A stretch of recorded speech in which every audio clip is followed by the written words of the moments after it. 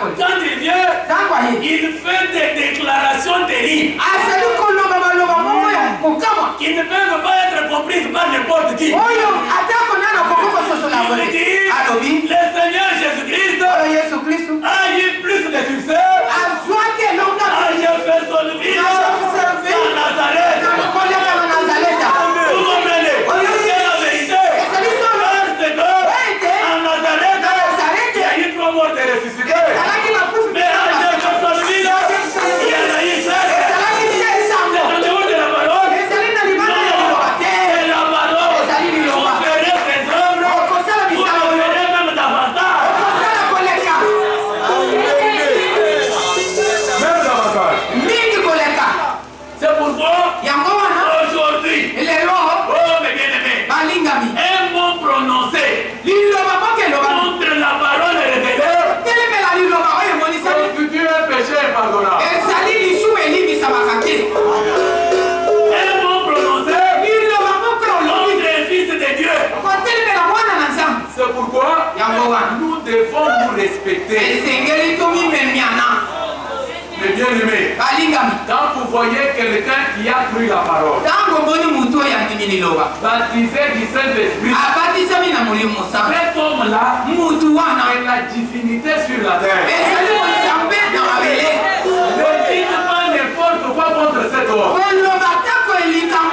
Même s'il a commis certaines erreurs, ne dites rien. Parce que, homme Dieu, c'est plus d'habiter dans cet homme. Je fais confiance en cet homme.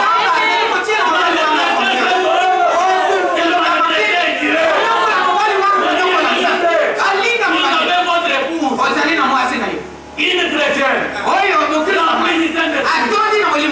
ne la maltraitez pas parce qu'elle est votre femme. Faites attention. Comme elle est baptisée du Saint-Esprit, quand vous la maltraitez, vous aurez des problèmes avec Dieu. Parce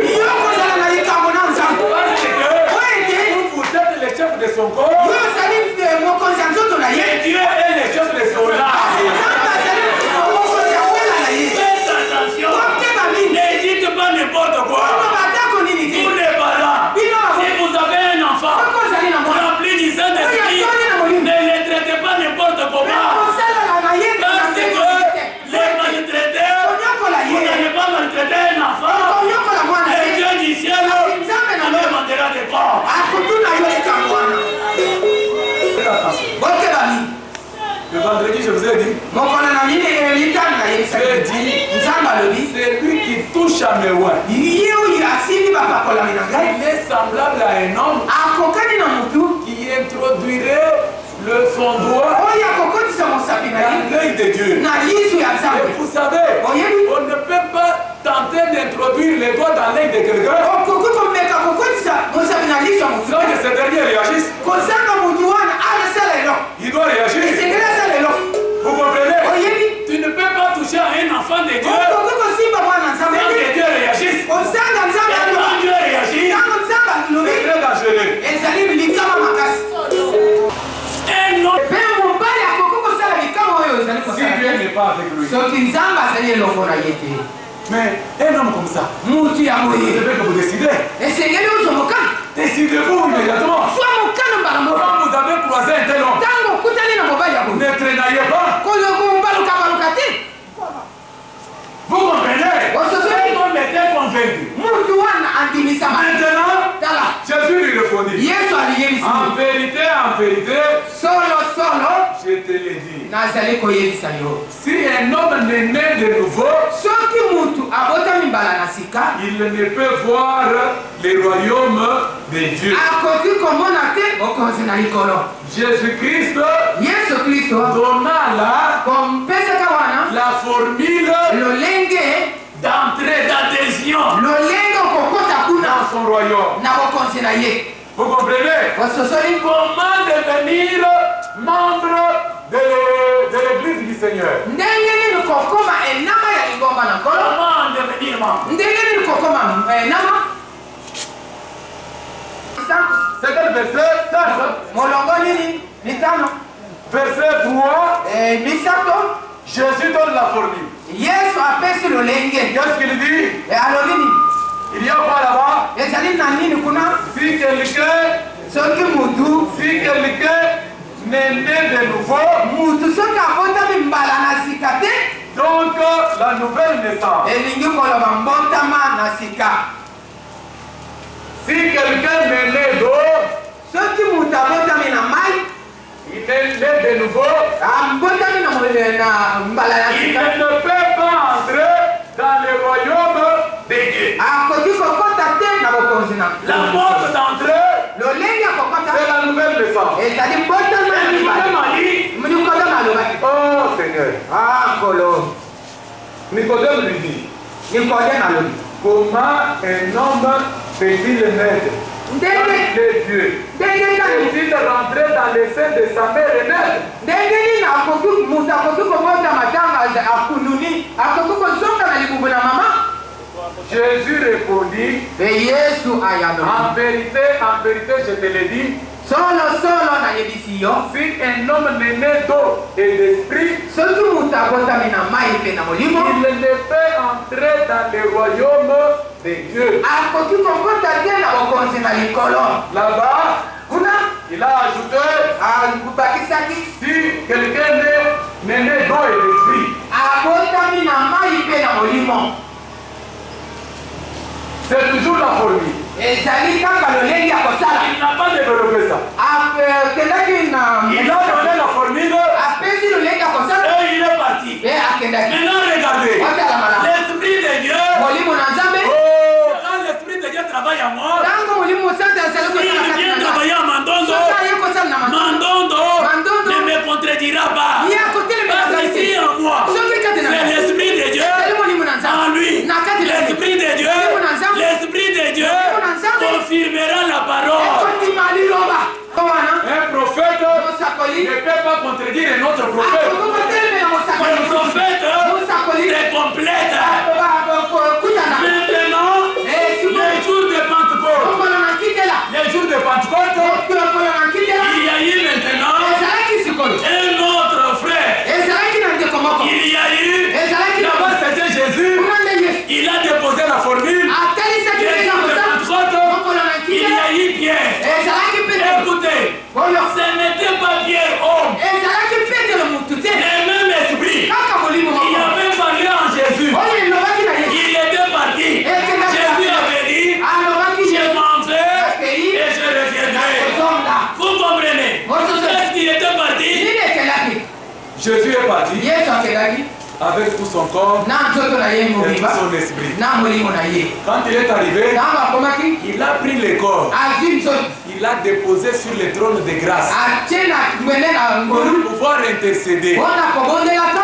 Mais Elohim qui était en lui, Elohim oyo azalaki kaka. l'esprit qui était en lui, Molimo oyo ezalaki le kaka. jour de Pentecôte, Okolo na kitela. il l'a envoyé Ye atileki yango. sur la terre. Na mabele. Maintenant, regardez, Atalaki. quelle était la différence? Nini ezalaki kokeseni? Cet esprit-là, Molimo wana. en Jésus, Na Yesu. il était là-dedans Azalaki kuna na. dans toute sa plénitude. Na mobimba na ye. Toute la plénitude de la divinité Mobimba ya monzambe. habitait dans un homme Efandaki na mutu. appelé Jésus-Christ. Oyo abengami Mais Yesu. le jour de Pentecôte, Okolo na ce kitela. n'était pas toute la plénitude Ezalaki mobimba na dans un homme appelé Pierre. oyo na kati ya mutu oyo. Quand cette plénitude est venue, Ntango mobimba wana eyaki. arrivé dans la salle, Ekomi na esika bazalaki. elle s'est subdivisée. Abandi kokabwana.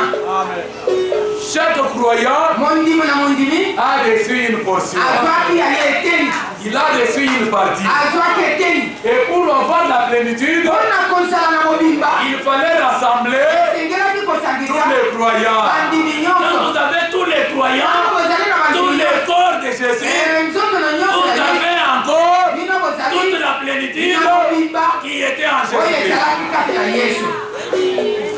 Ce jour ici, Mokolo oyo. Pierre se lève, Petelo atelemi.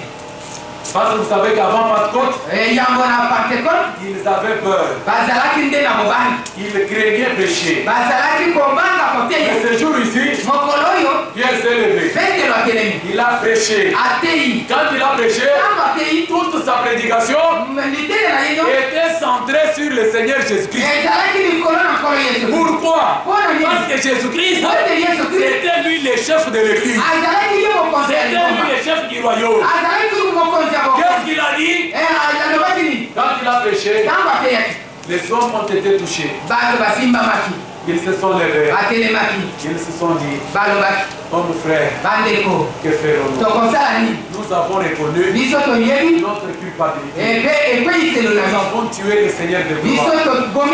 Maintenant, qu'est-ce que nous devons faire? Alors Pierre a commencé à développer cette formule ici. Le Saint-Esprit a développé. Pierre leur a dit, la première chose, répentez-vous. Répentez-vous. La deuxième chose, soyez baptisés au nom du Seigneur Jésus-Christ. La troisième chose, vous aurez les dons du Saint-Esprit. C'était quoi ça? C'était le développement de cette formule. Pourquoi la nouvelle naissance dont Jésus parlait ici? Si nous prenons Romains, ce n'est pas une réforme de la vieille nature. Non. C'est un changement. Un changement total.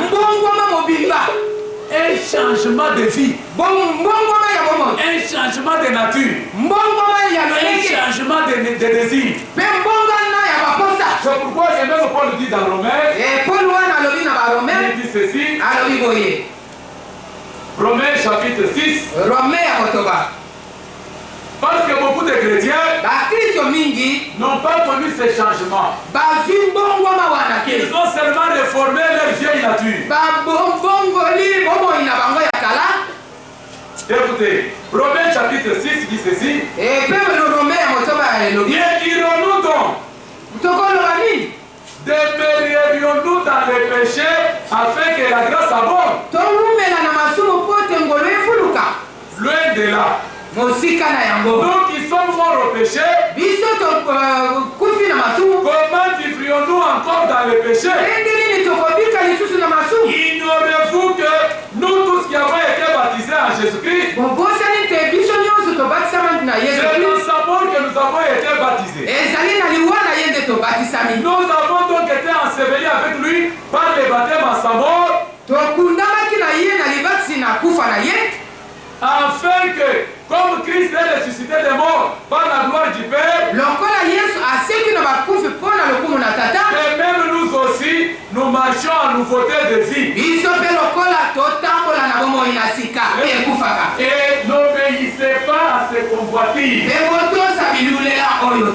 Ne livrez pas vos membres au péché comme des instruments d'iniquité. Mais donnez-vous vous-même à Dieu comme étant vivant, des morts que vous étiez, et offrez à Dieu vos membres comme des instruments de justice. Donc un homme qui a accepté le Seigneur Jésus-Christ, qui a suivi cette formule, il n'est pas la même personne. Ses anciens désirs, ses anciennes pensées, toute son ancienne vie est complètement passée. C'est une nouvelle créature. Il est un panneau publicitaire pour le Seigneur Jésus-Christ. Et cet homme-là, vous n'allez pas la retrouver dans les choses qu'il aimait autrefois. Toute sa vie est devenue nouvelle. Ses anciens amis ne le comprendront jamais. C'est un homme changé. Pierre a développé ça le jour de Pentecôte. Et ce jour ici, 3000 personnes ont été baptisées au nom du Seigneur Jésus. Et beaucoup des au cours des âges, les gazans, les asiles, la souterraine, les squelettes ont dévoré toute cette doctrine. C'est ainsi que le Dieu du ciel nous avait promis la restitution. Dieu avait dit, je vous restituerai toutes ces années-là ont dévoré cette puissance démoniaque. C'est la raison pour laquelle, au temps du soir, nous avons reçu le message du temps de la fin. Ce message nous dit, on n'entre pas dans une église, mais on est dans une église. C'est la nouvelle naissance qui nous introduit dans les corps du Seigneur Jésus-Christ. Comment entrons-nous dans cette église? C'est par la nouvelle naissance, par le baptême du Saint-Esprit. Amen. Voilà pourquoi nous vous disons, vous qui n'avez pas encore suivi cette formule, l'église, ce n'est pas l'église des noms, c'est l'église de Dieu. Il n'y a pas moyen d'y entrer. Vous n'êtes pas encore baptisé. Selon la parole, selon l'ordonnance, vous savez, quand on vous prescrit l'ordonnance, par un médecin, vous devez observer extrêmement ce que le médecin a dit. C'est la vérité. Mais si tu vas te confier à un charlatan, il a vu les médecins prescrire ce médicament-là, il va aussi vous prescrire ça.